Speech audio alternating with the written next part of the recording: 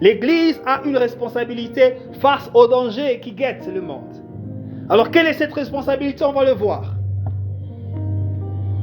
C'est que le fait que tout va bien, le fait qu'il y a une certaine paix, ne veut pas dire qu'on est à l'abri de quelque chose de mal.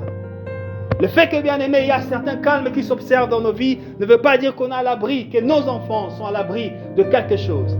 N'oubliez pas ce que la Bible dit, c'est que le diable rôde comme un lion tout autour, il cherche qui dévorer, c'est ça son objectif. Il cherche qui dévorer. Alors, tous ceux qui n'ont pas une protection sont la proie facile du diable. Si bien aimé, sur ta vie, il n'y a pas une protection, c'est que tu es une proie facile pour le diable. Si tes enfants n'ont pas une protection, tu es une proie facile, bien aimé, pour le diable. À tout moment, il peut t'atteindre. À tout moment, il peut te frapper. Alors, bien aimé, face aux dangers qui nous guettent, l'Église a une responsabilité. Face, bien aimé, à de mauvaises choses qui se passent dans le monde, l'Église a une responsabilité. Et quelle est cette responsabilité? On le voit ici. Israël, bien aimé, sorti de l'Égypte avec force. Il se disait, nous allons à la terre promise, conduits par Dieu, avec l'Esprit de Dieu, avec Dieu lui-même qui les accompagnait partout où ils allaient. Ils sont allés à Rephidim, bien-aimés. Ils se sont installés parce qu'ils continuaient leur parcours vers la terre promise avec Dieu.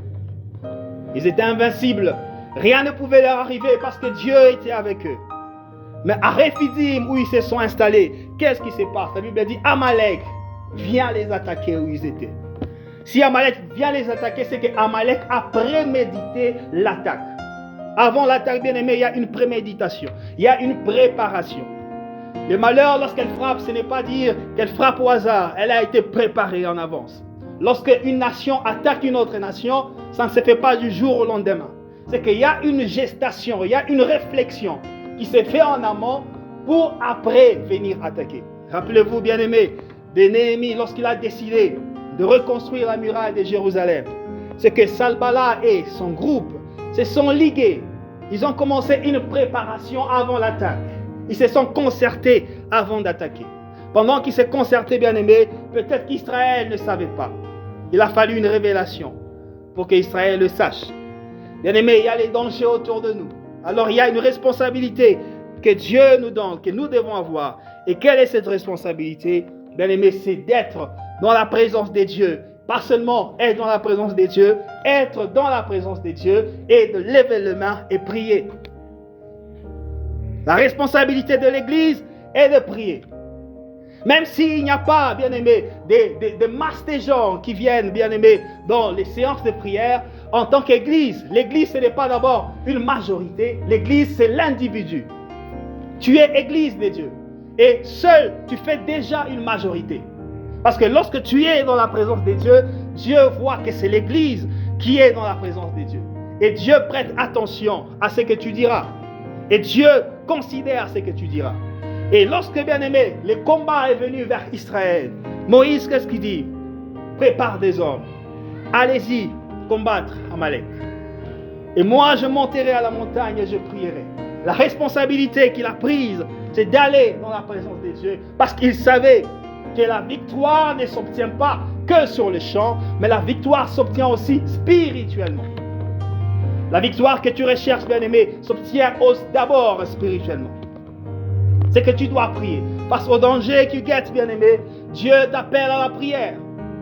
Face à la délivrance pour ta famille, Dieu t'appelle à la prière. Si tu veux la guérison pour tes enfants, Dieu t'appelle à la prière. Tu veux une promotion, tu veux que ta vie aille de l'avant, Dieu t'appelle à la prière. Sans oublier, bien-aimé, la partie qui est dans le champ. Mais ici, on se concentre sur la partie spirituelle. C'est que Dieu t'appelle à la prière. Pour renforcer, bien-aimé, les racines de ta famille, la stabilité de ta famille, Dieu t'appelle à la prière. Ce n'est pas dire que lorsque tu prieras, c'est que tu auras la victoire sur tous les combats de ta vie. Non. Sur les combats qui est présent là, Dieu t'accordera la victoire. Mais cette victoire-là, c'est une victoire momentanée. Parce que après une victoire, il y a un autre combat qui va naître. Ainsi est le cycle, bien-aimé, de la vie. On va de combat en combat. Mais en tant qu'enfant de Dieu, on va de victoire en victoire parce que nous combattons avec Dieu. Alors l'Église, il n'y a pas une seconde pour nous d'être distraits. Il n'y a pas une seconde pour l'Église de croiser les bras et de se dire « Non, tout va bien ». On croise les bras alors et on ne fait rien. Parce qu'on ne sait pas ce qui se prépare dans le monde des ténèbres. On ne sait pas qu'est-ce qui se prépare contre toi, contre nous. Alors il est de la responsabilité de l'Église de prier le Seigneur pour que Dieu nous accorde les victoires face à tous les combats bien-aimés qui vont s'élever au sein de nos vies. Les victoires qui sont déjà présentes et les combats qui sont déjà présents et les combats qui s'élèveront par après. C'est que l'Église doit prier. On doit avoir cette conscience que les dangers sont là. Même s'il y a un calme, même si tout va bien. Non, tout ne va pas bien en réalité. Pourquoi est-ce que tout ne va pas bien? Parce que le monde va en s'empirant. Le monde devient de plus en plus mauvais. Les cœurs, les diables au service, éloignant la majorité des hommes loin de Dieu. Et plongeons la majorité des hommes dans la distraction pour bien la tuer. Parce que lorsque tu es distrait, tu n'es pas sur tes gardes. On peut t'avoir facilement. Alors, il n'y a pas de place pour la distraction dans l'Église. L'Église n'est pas appelée à la distraction. Qu'est-ce qu'on veut dire par là? C'est que l'Église en tant qu'individu, tu n'es pas appelé à la distraction. Dieu te dit que tu n'es pas appelé à la distraction. Tu dois rester dans sa présence. Parce que les dangers présents à chaque instant, un combat peut s'élever contre toi. La plupart des chrétiens, qu'est-ce qu'on fait? On est dans la réaction plutôt qu'à la prévention. Lorsque tout va bien, on diminue la prière. On diminue les temps de chercher Dieu. On ne cherche plus Dieu comme il faut. On se relaxe. Et ce n'est que le jour où on est face au défi, c'est ce jour-là, bien-aimé, où on voit la personne se lève et prie fortement parce que le problème est déjà là. Mais Dieu nous appelle à prier avant que les choses arrivent. Avant que les événements se passent, l'Église doit prier. Pour que le jour où l'événement se passe, Dieu minimise les conséquences.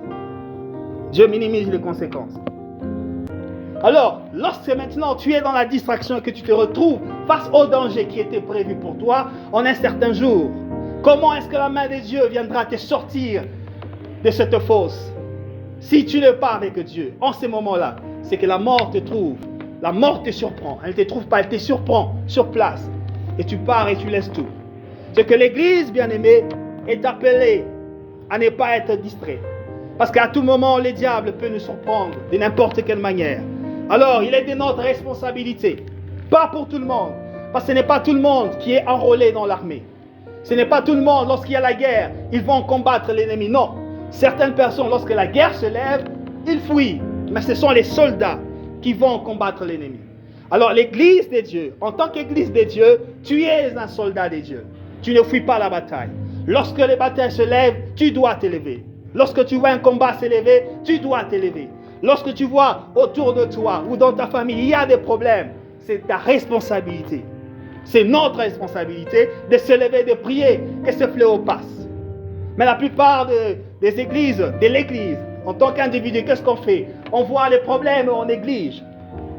On dit ça passera. Peut-être ça ne passera pas, ça va s'empirer. Lorsque Dieu te révèle un problème, c'est qu'il te donne la responsabilité de prier pour que ces problèmes passent. La plupart des prophètes aujourd'hui, lorsque Dieu leur donne un message de malheur, ils viennent déclarer le message de malheur, mais ils ne prennent pas la responsabilité du prophète qui est de prier pour que ce malheur ne vienne pas. Ils attendent que le malheur se réalise pour dire « Oh non, je suis un vrai prophète ». Non, ce n'est pas ça, bien-aimé. La responsabilité que Dieu donne à ses serviteurs, quand tu as une révélation, c'est que Dieu aussi te donne la responsabilité de te lever et de prier pour que ces malheurs ne frappent pas. Tu rêves de quelqu'un qui meurt, par exemple. C'est que Dieu t'appelle à prier pour cette personne-là.